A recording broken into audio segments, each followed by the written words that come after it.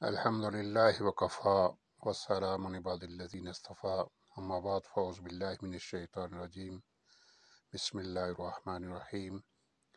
انتہائی قابل احترام سامعین و ناظرین، السلام علیکم ورحمۃ اللہ وبرکاتہ۔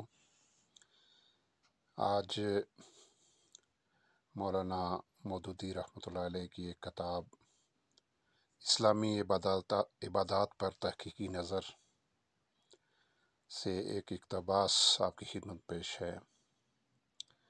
اس کا عنوان ہے عبادات کا جعلی تصور۔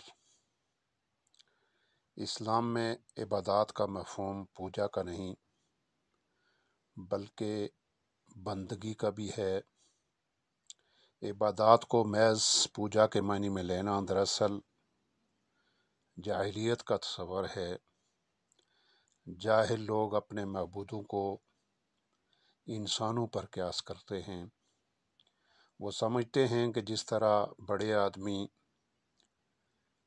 سردار یا بادشاہ خوشامد سے خوش ہوتے ہیں، نذرانے پیش کرنے سے مہربان ہو جاتے ہیں، ذلت اور عاجزی کے ساتھ ہاتھ جوڑنے سے پسیج جاتے ہیں، اور ان سے یوں ہی کام نکالا جا سکتا ہے، اسی طرح ان کا معبود بھی انسان سے خوشامد، نظر و نیاز اور اظہار عاجزی کا طالب ہے۔ انہی تدبیروں سے اسے اپنے حال پر مہربان کیا جا سکتا ہے، اسے خوش کر کے کام نکالا جا سکتا ہے۔ اس تصور کی بنا پر جاہلی مذاہب چند مخصوص اوقات میں مخصوص مراسم ادا کرنے کو عبادت کے نام سے موسوم کرتے ہیں۔ یہ ہے عبادات کا جاہلی تصور۔